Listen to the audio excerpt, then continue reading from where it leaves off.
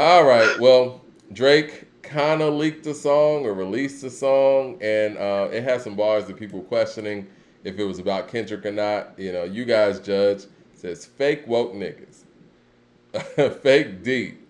You ain't no fame. You ain't no fame before me. Gave your ass a little sneak peek. Yeah. Now you got to take the back seat. And, first thing I saw with that was backseat freestyle, but there was a lot of and you and I were talking about this. I think you brought this to my attention first. On the record, the album with him and 21 Savage, there was some Drake shot. I mean, not Drake. There was some Kendrick shots in there throughout the whole album. Privileged Rappers, I feel like, was about Kendrick, and I think that's interesting. He called it Privileged Rappers. This feels like I was telling you offline. This feels a little, and you guys are gonna kill me when I say this, Jay-Z and Nas-ish. And I say this in a sense where, if people remember correctly, Jay went full force on Nas after Nostradamus. Now, not saying Kendrick has dropped Nostradamus with Mr. Morale, but I would Nostradamus say is way better than Mr. Morale, so he hasn't. okay.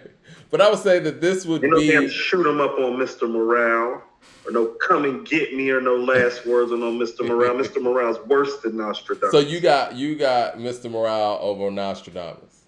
No, I got Nostradamus over Mr. Morale. I'm sorry, excuse me. You got Nostradamus over Project Mr. Window, Life We Chose. Mm. No. Mm-mm. I don't know, man. I gotta I say that don't the like the lyrical. album. They ain't say it was trash. And Mr.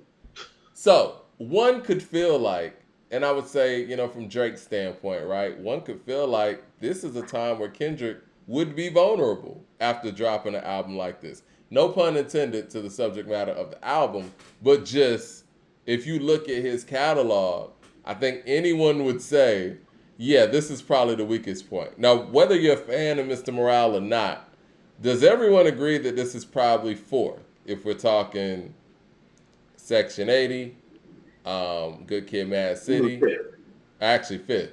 Yeah, I was just starting at Good Kid, Mad City, so this is fifth. We're counting. If we're starting at Section 80, it's fifth. Okay.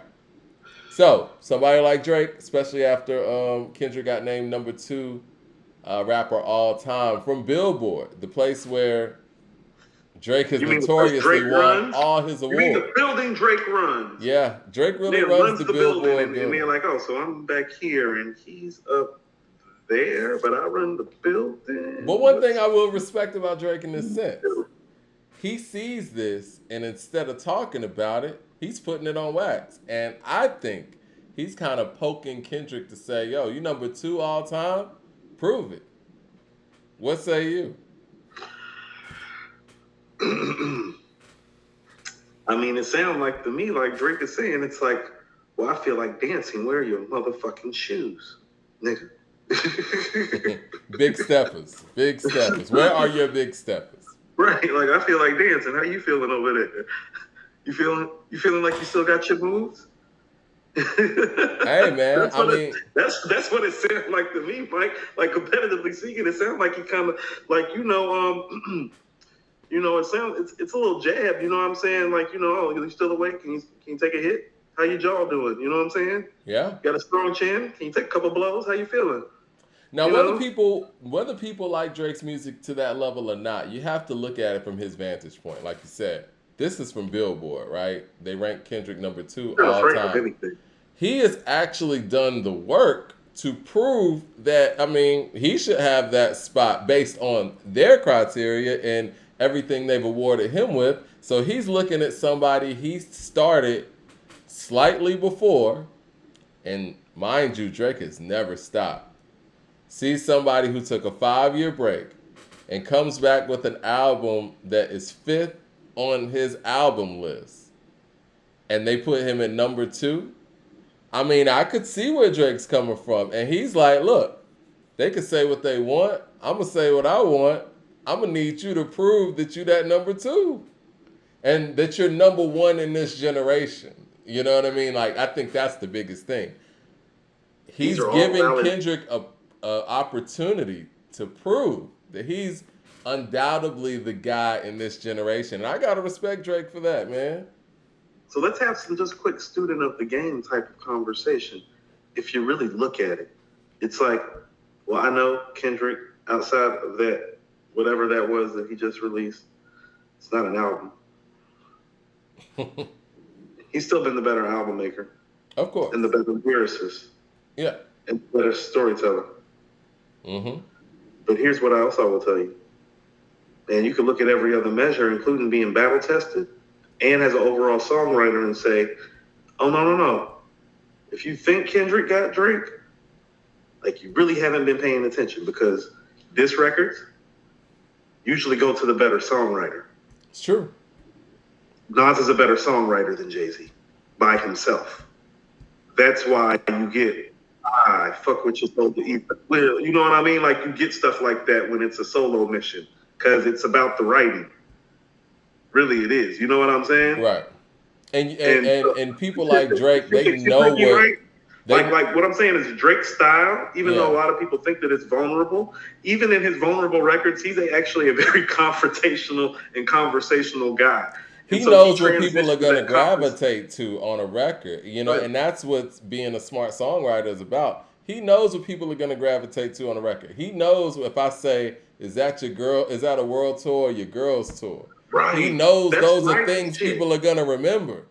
That's writing shit. That's what I mean about him being the better, like, writer technically in terms of making a song, because it's like, no, Kendrick doesn't, even when Kendrick says stuff that people quote, it's like, you have to understand, how intelligible is it to you?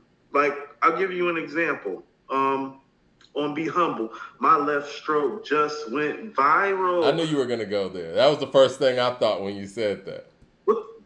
What? Huh? Or his now, other one.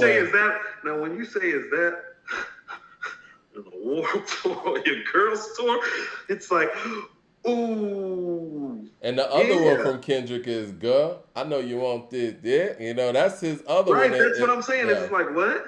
Right. That ain't that. Like when I was on Dumb It Down's podcast, when I was on the Haters Ball, I brought up the Nas line from "You're the Man." I saw a dead bird flying through a broken sky. Like, no, like Kendrick don't do that shit. So it's like, if you're thinking that he got him, it's like, no, his. Jay Short with the super chat says, someone photographed in a blackface calling someone fake woke. The irony. To me, when it comes to the Pusha T response on Drake, I know a lot of people harp on the child and all that stuff. I thought that the strongest parts was the blackface. Okay, I've always said this. The story I added on is the third weakest Pusha T diss in the Drake Pusha T diss in this nigga series. There's Exodus, which is a Lil Wayne and Drake shot. Mm-hmm. There's Infrared. And then there's Story of Adding On. Infrared's the best record of the three. And then Exodus. And then Story of Adding On. Matter of fact, they kept Exodus off streaming platforms. It was so vicious. You gotta go YouTube the video. Yeah. You're really riding around the hood in Virginia. Yeah, Exodus is vicious. And I loved the chilling nature of Infrared.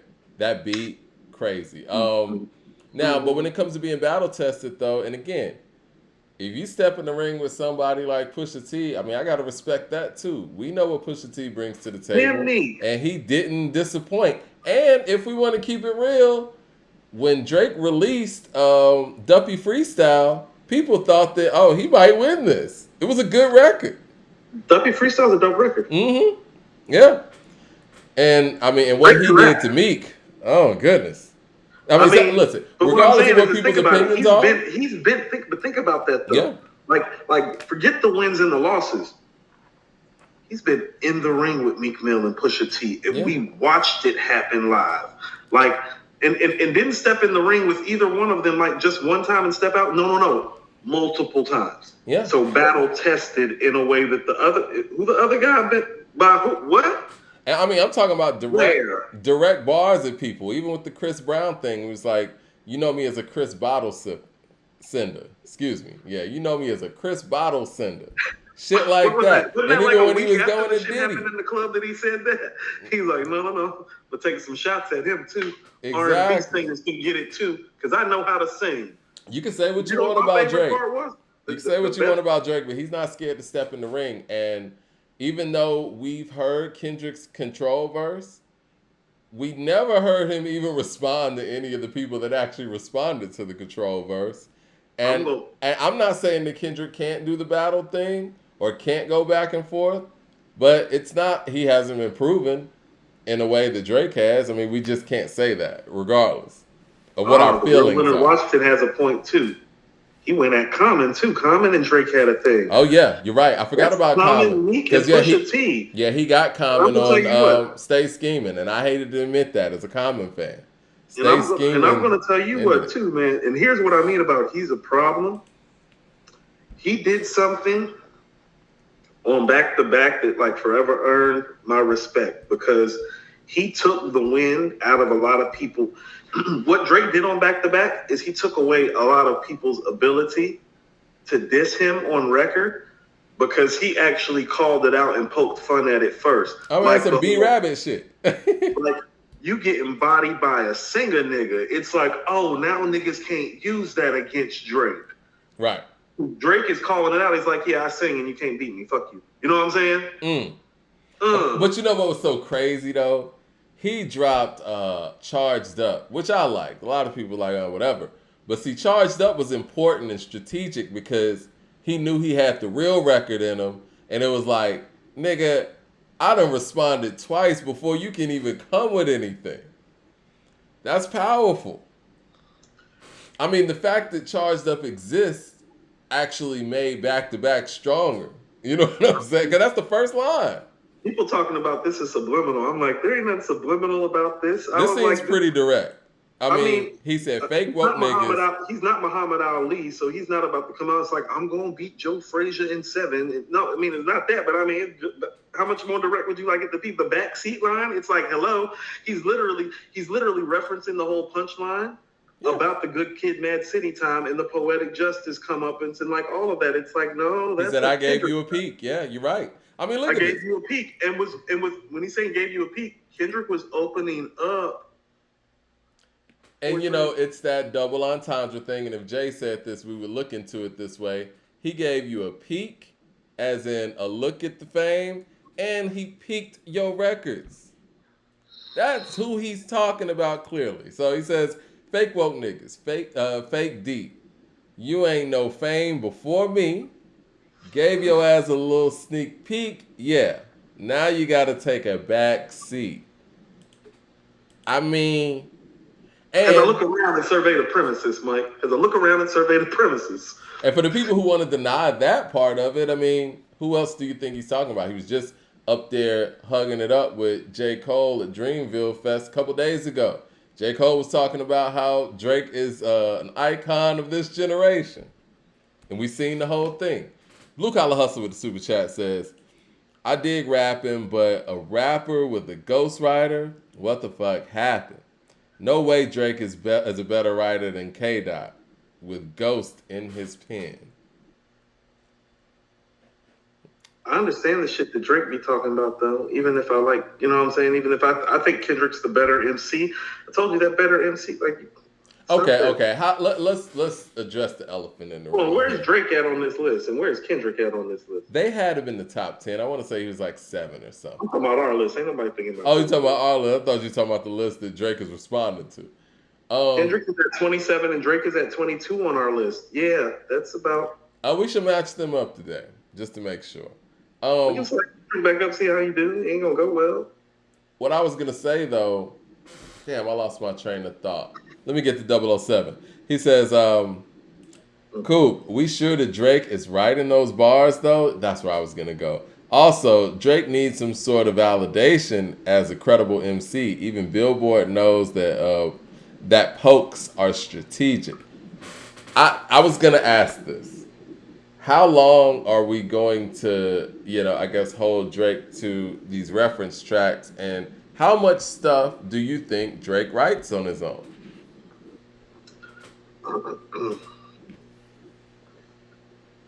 Let's go back to the conversations with the glove. Team. Room full of people. Coop. Nobody's really doing this alone. He's like, very few people are really out here doing it alone. That's why somebody like a Nas takes allegations with the whole QM thing so seriously, because he is actually one of the guys going at it solo. A lot of these guys don't be going at it solo. You know what I mean? Like I remember the whole, Pharrell talking about, I gave Buster that line for Pastor Cavassier. Buster's like, I gave Pharrell that line for fronting. You know what I'm saying? And that's fine. I mean, at what point though do we say, okay, you have a ghostwriter and the raps that you make, you shouldn't even, rank because you don't write your own stuff. I mean, because people get ideas, people flip bars, people flip ideas. These guys make a lot of music, first of all. And let's give Drake that credit. He makes a lot of music. Yeah. And I'm sure most of that stuff comes from his brain. But if some of it doesn't and somebody's throwing out ideas, you got people around to inspire, are we going to sit here and just throw everything out and say he doesn't write? Well, here's what I've always told you. My biggest qualm about the whole Drake ghostwriting thing was that, those reference tracks that we heard, that's some of his best stuff. That was always my problem. Yeah. Because it's like I told you, it's like all those dudes be pulling up on me and the ladies be pulling up on me about the whole Lil' Kim Big thing. It's like, I don't give a damn. She wrote some of her best stuff and did some of her best bar work after that man was gone. Stop that. Yeah. You know what I'm saying? And so my biggest problem has always been is that I don't know if he's done anything better since that happened. But here's also what we have to realize too. There's a slew of material before that that's great that doesn't have any ghostwriting attachments to it. It's not like there's a sequence of ghostwriting attachments attached to Drake in every album in his catalog. It's just that one shot. Correct me if I'm wrong. Much like Lil' Kim with Hardcore, correct? Or MC Light's first album, correct? Yeah. As far as reference tracks, and it's only 5 tracks, right? Yeah, something like that. What I was gonna say though, real talk, how many records do you think, like, somebody like Ice Cube or Snoop or DOC have just given Dre? Yeah. You feel me? Yeah. I think like that's what I'm talking about when Glove talking about the work, because now I'm looking at, like, I was listening to Sam Snead's record. You Better Recognize the Day I was riding around to. I love that beat. I love that beat too. That beat's stupid. And I was thinking to myself, I don't know who fucking record this really was for. You know what I'm saying? Like, because of Glove's conversation, I look and I listen to the music differently now. And I'm thinking to myself, you know what? This beat was probably, laying around, and Sam probably came and picked it up, and that's how he got the record. You know what I'm saying? Nah, for real. I mean, you're saying Sam's really more of a producer than, an MC. So it was kind of like, It seems like the people who have a lot of material get pegged with this. Like, Wayne got pegged with this too.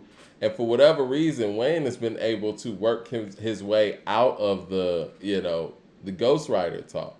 Because I think at some point, let's just say hypothetically, allegedly, Gilly wrote on the Carter 1.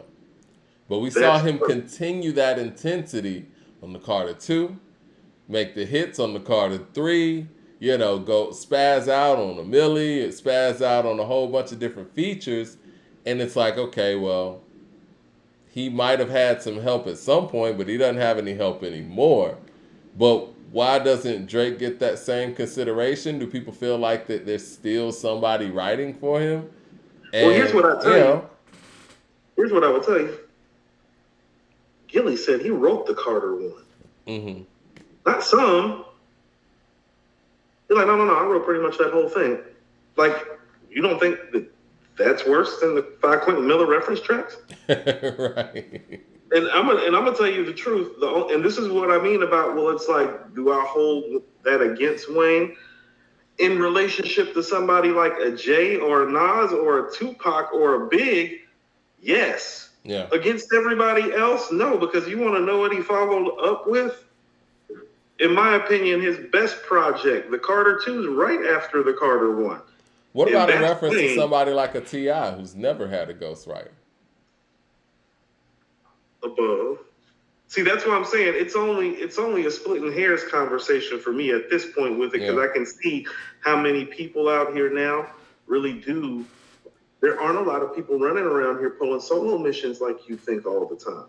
Yeah. It's just not. And so I'm going to weigh somebody's greatness differently only when measured against somebody who's like, well, you know, you carry the ball 90% of the time, but it's 100 over here. Only for those guys. You know what I'm saying?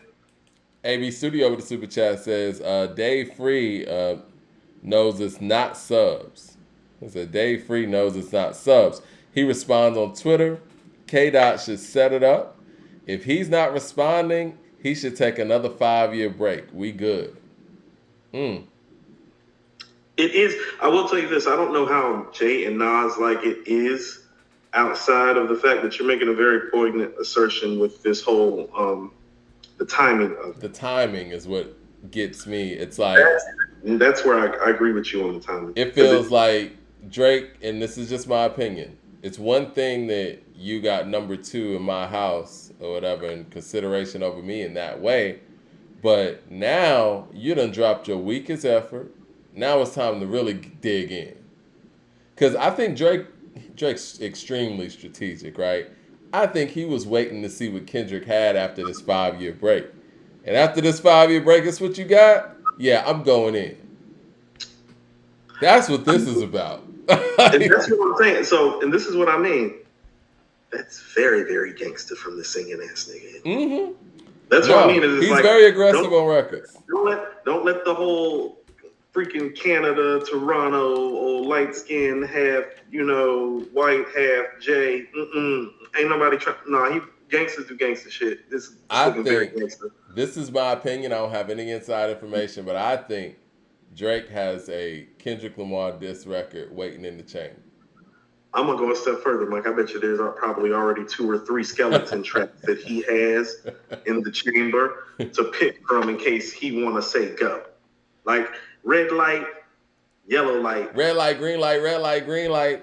Yeah, but like, I don't want to turn up on this nigga. Mad Max to the super chat says, Dot been using Drake's name for years to promote himself. I got Loverboy over Dot. Drake would end his career. Dot don't have the punches to compete. And that's from the younger niggas saying that. I'm just telling you, this is what I mean when I say it too. Even stylistically speaking, you have to look at like who actually stylistically makes more sense in this too. Listen to most of the rhetoric that you hear from Kendrick after Good Kid, Mad City.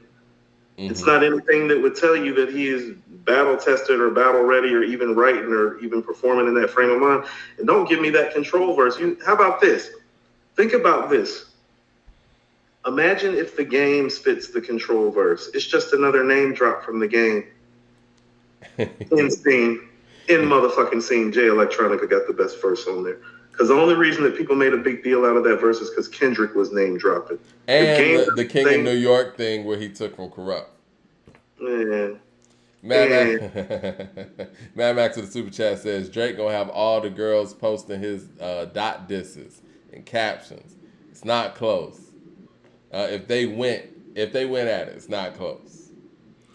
Like, people don't understand. Part of the reason why we lauded Pusha T so much for being victorious over Drake isn't because he beat Drake. He beat the machine when he beat Drake. It's hard to beat Drake. But understand how he had to do it. He had over the course of 15 years. No, I ain't even just talking about that, but I'm talking about the final record. He had to go the blog route, I would say. You know what I mean? With the subject matter. I wouldn't even call it the blog route, Mike. He just like stayed at it until literally Drake's, star power. How about this? He stayed so consistent with it and kept his stance so long that as soon as Drake's stock dipped even a little bit, which just happened to be around the time that Pusha T stock went to an all-time high with Daytona, it changed everything for Push. And to be honest with you, what Drake is really trying to do is what Push just did to him. That's really what he's trying to do, because part of how Push won is because, Push had his comeuppance, his best album, his best moment, his best diss, right when Drake was making his worst stuff. Drake just had it happen to him. That's why he's looking at Kendrick like, no, nigga, your turn. I think they caught Drake off balance, too. I mean, according to Drake, they heard, or at least Kanye heard some of the stuff that he was working on. So I think they probably heard, I'm Upset was just put out, because Pusha said it at the end of the story at Adidon. And so when you put out something like that, and then they hit you with a haymaker, after you just put out Daytona a week before, yeah, you can knock somebody off balance. Mike, there are a couple of big rappers, big all-time rappers that got that Kendrick album in advance, and both of their reactions was, so where's the real album? Blue Collar Hustle with the super chat says, how long are we going to hold the reference tracks against Drake? Forever. He proclaimed himself as a top 10 MC, and his own man's 40 said in rap, you must write your own lyrics. Kendrick is certified, Drake isn't. So he's not top 10 in my opinion. And I had Kendrick somewhere closer to that stature until he, did all of this. But neither one of them are top 10 right now, in my humble estimation. So that really doesn't matter. Not all time. I will say this. Drake's accomplishments are, undoubtedly top 10. You know what I mean? Yeah, top 5 accomplishments. And I think that if those reference tracks never had surfaced, I think from a mainstream standpoint, the conversation would be different because of Drake's accomplishments. It's the one thing that people hold against him. This is what I mean about splitting hairs. It's the only real viable thing I can say that should keep him out of the top 10, because I can give you 10 guys with better catalogs. You know what I'm saying? Mm-hmm. That didn't take any help. You know what I'm saying? So that's what I mean. It's one of those splitting hair things. But you're right, Mike. It'd be hard to keep him out of any legitimate top 10 conversation if it wasn't for that. Like, you would have no leg to stand on. Yeah. You know what? I know he's addressed it before, but I feel like Drake might need to address this ghostwriting thing in length, because let's just say, it's two things that could be happening. Number one, let's just say, Quentin Miller submitted some dope tracks, and Drake said, yeah, let's just run with it and do it, and he did them. And that was a one-time thing, and it's the only time he's ever had any quote-unquote help, right? That's one scenario, right? And the other thing is, maybe he's continuously had help, and I think the more and more he makes hits and the more he charts, the narrative is, oh, this man got a whole writing team. Like, so one person turned into 30. And it could be true, or it could be a situation where it was just the one time. Who knows? And how did that information get leaked exactly? Meek Mill. Through Twitter. Meek Mill and Flex. Right. So this is what I'm saying. You see how quick it happened? The guys inside the rooms in the industry already knew that, and they weren't holding it against them. That's fair, because they also know that you could do this with other people. A bunch of other stuff. Yeah. That's why they weren't holding it against them, because they knew before those Quentin Miller tracks will look like, let's say you were to just stop his career before the Quentin Miller tracks. You get what I'm saying? It's like, no, it's still damn near Hall of Fame resume. So what are we doing? Mad Max with the super chat says, I can always tell what songs Drake wrote and didn't. The songs like Amaretto, Lemon Pepper, etc., he wrote, because he always rapping that way. Charged Up, he wrote. I don't know, man. I wouldn't have thought that he didn't write Energy or whatever. You know what I mean? Anime Bros Podcast with the super chat says, I forgot about my mic. Drake's caught too many L's to go against the GOAT. He already tried subbing Jay and got spanked. Joe Budden pumped him up. Easy work. I'm glad you mentioned the Joe Budden thing. And to go against the GOAT? and tell me Kendrick's the GOAT. All right, this is the thing, man. Joe Budden actually tried to outbar Drake. And he came with like 3 songs or whatever, and they were dope. But, they kind of got ignored. What Pusha did, he was like, listen, I can outbar him all day, but I'm going to rap about some things that social media is going to talk about, because he understands social media is where Drake really wins before the battle even starts. Mm-hmm. And so he took that away from him. I don't know if Kendrick will be able to do that. I think that Kendrick would go out there and try to out-rap him, and strategically, and just based on being battle-tested and just based on experience, Drake has the upper hand on Kendrick on wax, regardless of how you feel about them bar for bar lyrically or whatever. But on wax, going at each other, I give advantage to Drake out of experience and out of his aggressive nature. Look, even right now. Give me the guy that's not scared to fight and that has fought before. I don't. Yeah. Give me what my eyes have seen. Like, even if you feel like they're all losses. Let's say you feel like you lost to Common and lost to Button and lost to Meek and lost to Push. You understand? He got in the ring and fought. That's how I feel about 50 Cent. Like, What 50 about the might have other lost a guy? bunch of times, but Right. 50's battle tested. What about the other guy is what I'm saying. Let's run down his rap sheet right quick. Yeah. You know what I mean? Because he doesn't have one outside of a name-dropping verse, really. And I'm not saying that in any sort of condescending way. I'm saying it because it's the truth.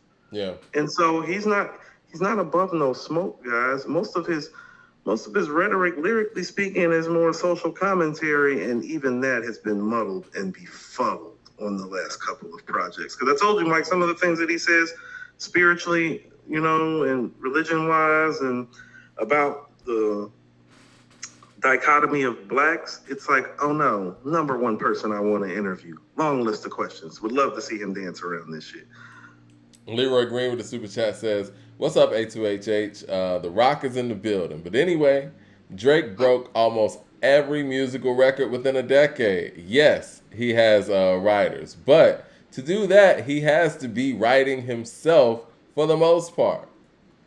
I mean, if it was that easy, guys, let's just be perfectly honest. Other people would get those writers. This is why I say that voice, and this is what I mean about voice matters too. Mike, when Whitney Houston sang "I Will Always Love You," you think anybody give a damn that Whitney didn't write that record? No, it's execution. She has, but that's a vocal thing. Like, Whitney has a once in a lifetime voice. So is rap, is what I'm trying to say. This is what I keep trying to stress this year, that I've realized, no, we keep trying to discount in hip hop an equation and a formula that's always existed in every other version of music, and that is that no, voice actually matters first. Yeah. Not lyrics. Because when rappers' voices change, rappers' voices change, the whole music changes. Because they have to stylistically change. Even the beats they pick have to change because your voice sounds better over certain types of production. Correct. And we try to put, and I'm guilty of it too. I've been one of the main proponents of it. And so this has been a change for me too. It's like, no, I don't want to hear, how about this? Like I love the Far Side, Mike. Imagine somebody like Fat Lip trying to do like a Dear Mama or a Changes. It's like, no, that ain't gonna work. Pac's voice. Even if we talk about, let's just say this for hypothetical purposes, Busta Rhymes doing Dear Mama. Hell no. Vocally, do you want to hear that? You know what I'm saying? Like, do you want to hear Tupac doing Everything Remains Raw?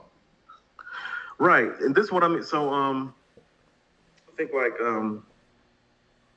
it's like this. When Prince was with the Revolution, there were probably people there that wanted to check Wendy and Lisa out. But you ain't going to know Prince and the Revolution show to see Wendy and Lisa and the doctor. Came to see Prince. Right. The vocalist. Even when they were in a band, you get what I'm saying? The Rolling Stones. People aren't coming to watch Keith Richards play the guitar all night. They're coming to hear Mick Jagger sing all night. No, that's voice. Kendrick Outlaw. What we love Chuck D for so much, man. His voice was so powerful when I heard it. Yeah.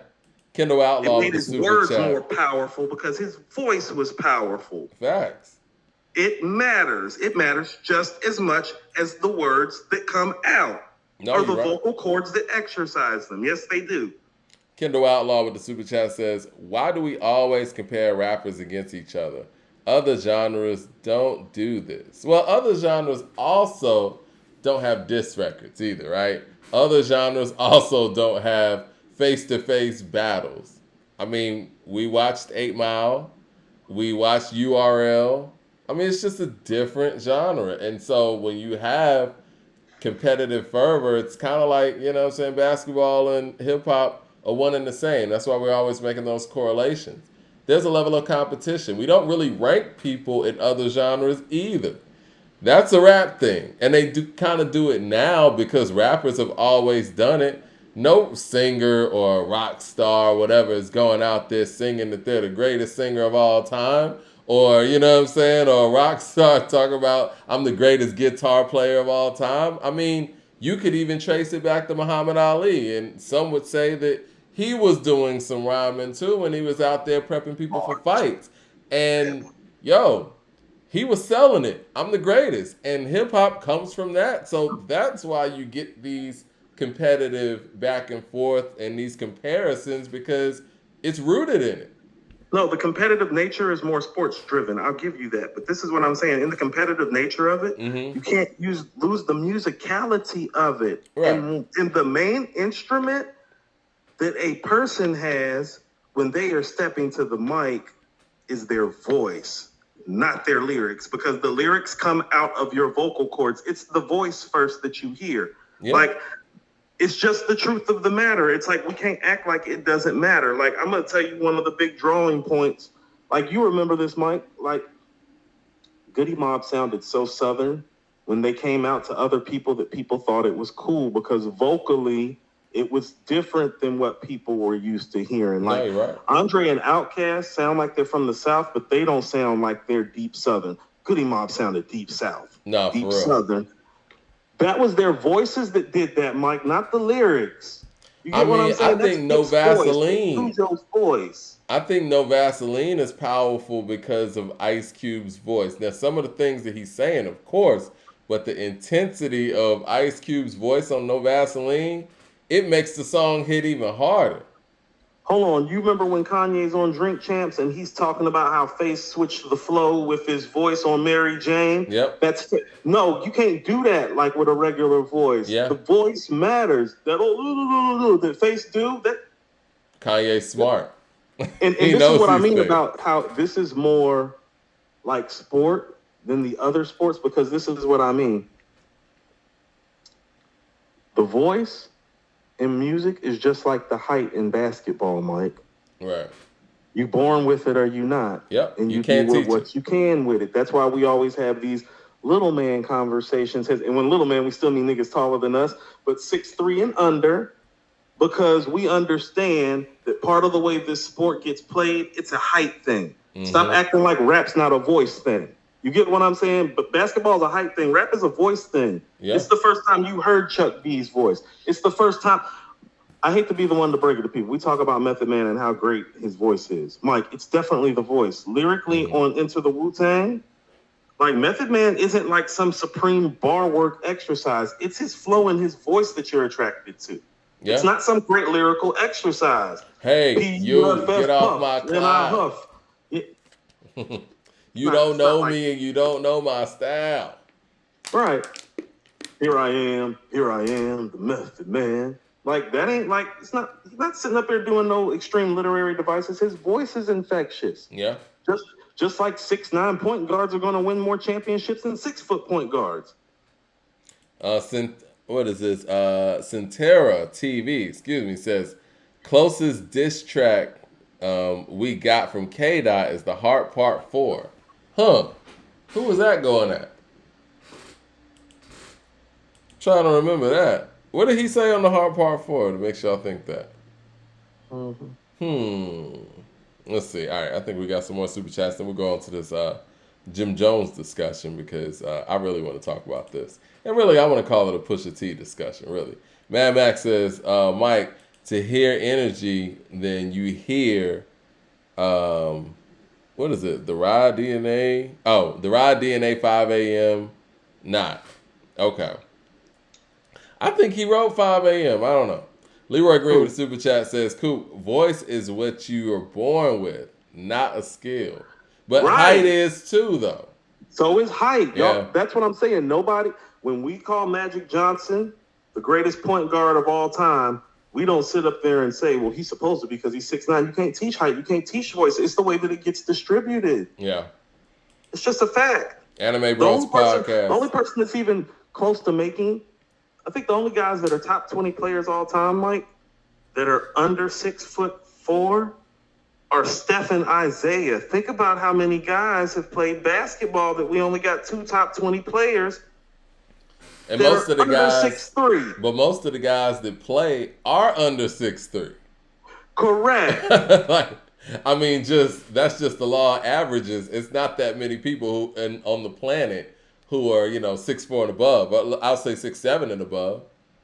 It's a very small percentage. I'll say 6'5". I'll say 6'5" and above. Yeah. Like I mean, how about this? Wade is 6'4" and a half. People when Wade and Gabby used to come through the airport, like he damn near be the tallest nigga in the airport when he was walking through, Mike. Unless there was another ball team there. Yeah. When he was walking through and they be flying international, it's like, and Dwayne Wade walks by, no, he'd be the tallest person in the Sky Club walking by, 6'4" and a half. Right. Anime Bros with the podcast with Super Chat. He says, have you guys seen Nas's favorite 25 albums? No Pac. I didn't see that. I didn't see that. And I would find that hard to believe, no Pac. Right. Blue Collar Hustle with the Super Chat says, but you know what? I want to say this. Pac, you remember that famous clip where Pac's telling the engineer to go to the next song? It's like, I rap my verse, the hook be what that nigga said last or whatever. You know what I'm saying? We get this, we go on to the next, let the engineer do his thing, and we get to the next song. You know what I mean? Mm-hmm. And he was like, I did that with my last album. The whole album might not be all that, but you know what I'm saying? I got joints on there. So his focus was to make songs, not really to make albums. And he said that himself. Blue Collar Hustle with a different time too. Yeah, I told you he's the transitional figure. He is. Blue Collar Hustle with the Super Chat says, we can't discount Kendrick's accomplishments either. First rapper with a Pulitzer Prize, 17 Grammys. Most acclaimed album of 2015, most acclaimed album of 2017. These are accolades Drake doesn't have. I'm with you. Square up then. Seems like an even matchup to me. First of all, this is what I be talking about when I be talking about him. When we be talking about these other guys, we don't be like, man, he's got 17 Grammys and a Pulitzer. When I talk about Jay, I be like, man, that nigga made Streets Is Watching an imaginary player and Where I'm From.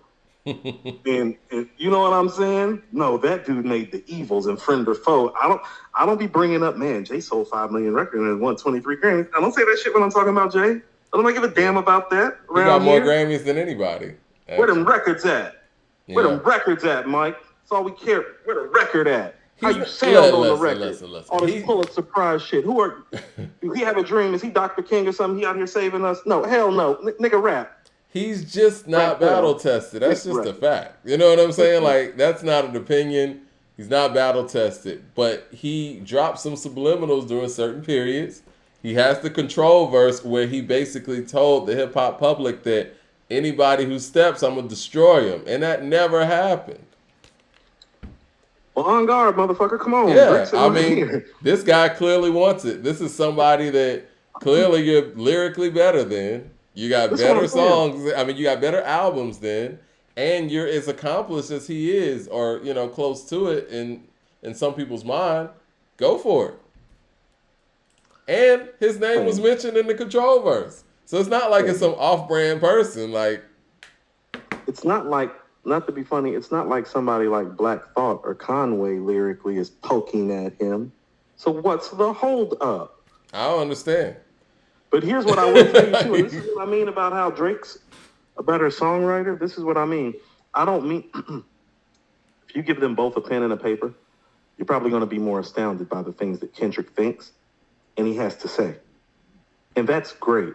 If this wasn't the music business, did you see what he did when he was against Meek Mill? How quick he was able to actually make the record. Yeah. There is a productivity and an efficiency rate to this as well. And so here's what I'm saying to you is like, I bet you Drake has skeleton tracks already laid out because that's how he works. He's constantly working. We just seen how Kendrick worked. Now don't. Now what makes y'all think that he can even go make this record fast enough to make it viable? Because we don't even have any evidence of that anymore. You get what I'm saying? No, that's true. And even how much evidence do we really have that he can like I know right now if this shit were to crank off tonight, no. What's today? Wednesday? No, we're gonna hear a Drake record by Friday.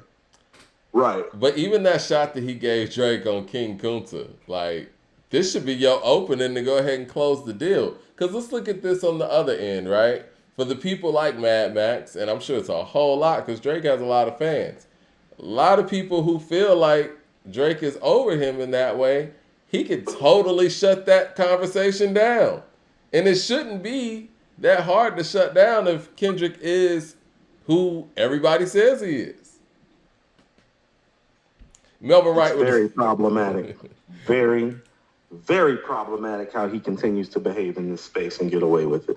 Nobody else gets away with this stuff. People think that it's me. It's like, no, I've been a hip hop head almost like my whole adult life. I've never seen this artist like get some of the passes that he gets for the rhetoric. For not, he's. Do you understand? He's the only person on like that Billboard top list that wasn't battle tested. Even Nicki battle tested, Mike. It's true.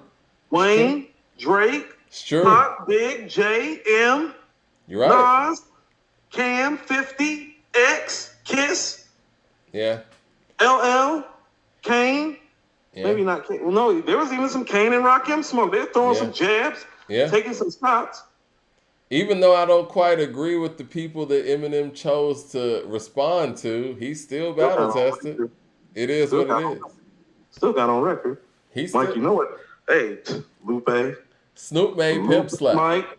Yeah. Lupe, Mike. What if Lupe were to step with Kendrick? That's what I'm saying. No. If you were to hide about something like that, it'd be like, well, you know. Man, I mean, do you take yourself back to like 1999, right?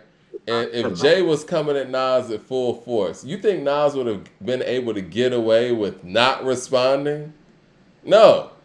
Listen to what I'm about to say. And I'm going to say this again. When I was on the Haters Ball, I was telling them this. It's like, no, I knew who Jay was in that time, Mike. Even though I was like waving like the Nas flag. No, I told you I went and got that Rockaware outfit that he wore on the cover of Volume 3. Jay was that dude like that. You know what I'm saying? Yeah. So it was like that. And I'm very, very serious when I say this. No. Ether changed things for Nas, too.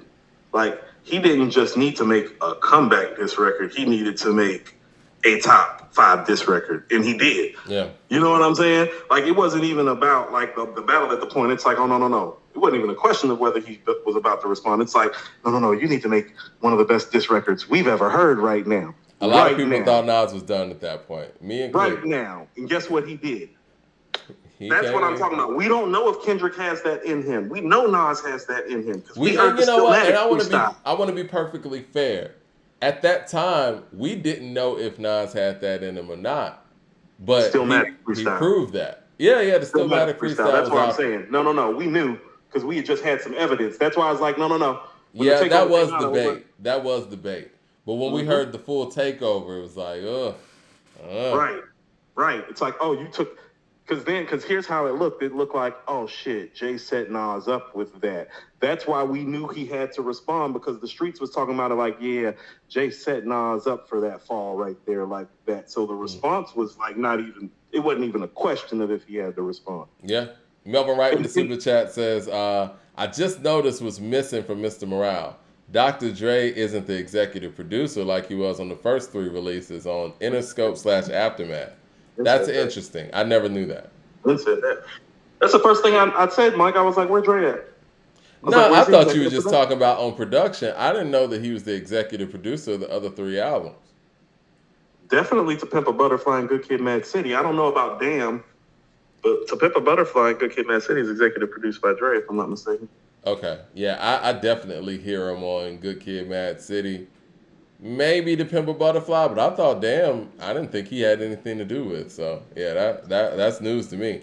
Mike, this is what I'm saying about there's levels to this. I fuck with your solar ether. Mm-hmm. Yeah. Raising the bar. I mean, look, when you nobody trying to hear that I'm not coming out the box shit. It's when rap. You got the number, it's superhero sport. We fight. Yeah, when you got the number 1 and 2 MCs going at each other, you have to raise the bar. Yeah. Blue Collar Hustle with the super chat says, are we talking about accolades or songs, Coop? You brought up the accomplishments, and now you're talking about songs. Kendrick called out Drake several times, including live at the BET Awards, and Drake just cried. Blue Collar Hustle's on it today. What say you, Coop? First of all, I didn't know he called them out live before. I missed that. So You I'm talking not about sure the make a sensitive rapper put on his pajama clothes or something like that? Remember the cipher? I mean, right, but I mean, see, this is what I mean. This is what I mean about stuff Kendrick is shrouded in when he's saying that y'all think that that's a Drake shot, but think about how many niggas and Drake got that's actually running around in pajama pants to do stuff like that now. Like that could have been an Uzi shot, or you get what I'm saying? Well, no, they didn't exist at the time. Yeah, it was about Drake. This was like 2000. This was like right after Good Kid, Mad City ish, around that Really? time. I mean, yeah. I don't remember, Mike. It's been so long since I had an opportunity to follow Kendrick heavily because he disappeared for 5 years. So, well, see, the thing is, man, like he did say all those things, and I agree with Blue Collar Hustler, but now the guy is saying stuff back. What's up? You know what I'm saying? Like, see, this is what I mean too. Is that listen to what I'm saying? Look at the time that Kendrick was taking those shots. Who had more to gain? Exactly. So it looked like maybe Kendrick might have been trying to bait Drake early on for notoriety. And I'm sure Drake's sitting there looking at it like, yo, I was just on this nigga's album, and I had the biggest hit from the album. Really? It was your first single. Yeah. With me. Well, second single. I think they did Pull Up Drank first, but it was the biggest single. Did they? Yeah. You know what? And I think the other thing, too, on A$AP's album, which was the single, Fucking Problems, I think it was second single. Goldie was probably number one. And I'm sorry. I think Drake has the better verse than Kendrick on Fucking Problems. And I think that was intentional. I think Drake was like, yeah, I'm coming here to compete. But let's go back to the time frame briefly. It's like, you see, Kendrick had something to gain around the time that he was making those notarized statements. Listen to what I'm saying right now. Drake stands nothing to gain by doing this right now. He's already Drake. And this is what I mean about I respect him. It just looked to me like he's competitive and wants to fight. That's how I like my fucking MCs. Not hiding in a corner or disappearing for years at a time. So give me the guy that's like, no, we're both legends now. Now I just want to fight your ass.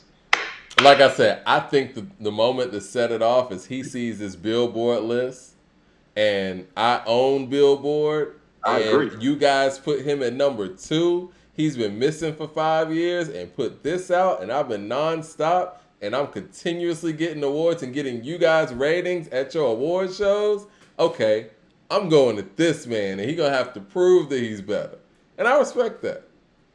Anime Bros with the super chat says, the list is on Complex. It was low-key disappointing. I was low-key disappointed. He's talking about the Nas list. I hadn't heard. How many people have their individual favorite albums? Curtis, 75 Black with the super chat says, Kendrick has Control and Nicki has Monster. So the fuck what? Mo Better Co with the super chat says, and y'all wonder why Kendrick still hasn't responded to Lupe. See, that's what I mean. See, not responding to Lupe. Well, that's smart. We not right. We not. It's like, man, did you hear Lupe come for Kendrick? It's like, man, that nigga might want to be quiet.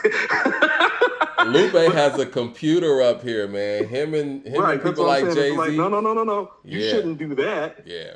But this right here, you should do this. And if you don't, I'm going to take issue with it because this isn't a Lupe or a Black Thought or somebody like that sitting in front of you. It's like, if that was the battle, it's like, I would tell them, be like, hey, fam, you haven't made a product in 5 years. The product that you made wasn't that good. Go ahead and let him have that. Sit this one out. But Drake, no, you need to take that. Man, when Lupe sat there and learned, and not only learned Royce's diss, but spit it back and then spit his own diss record in a matter of hours, I was like, I've never seen or heard anything like that before. No. That shit was crazy. Shit, Mike. I know my mind worked that way, but you have to have, this is what I mean about doing work, Mike. You have to work in the habit of that skill of memorization like that. Like, remember when we were just recording and I was walking around just, like, that's what he does. I know that's what he does. You know what I'm saying? He just start, you know what I mean? Yeah. But it's like, Mike, it's the frightening pace and efficiency at which he does it, which lets you know he's constantly in practice. He's constantly working. So it's like, no, I need about 7 hours. And the complexity of his bars, too. And it's one thing to put it together. but to execute on it in a matter of hours and then upload it and all of that, I mean, with the time that all those things took, he probably did that in like a 2-hour time period. You know what I'm saying? Like, you have to go get the beat.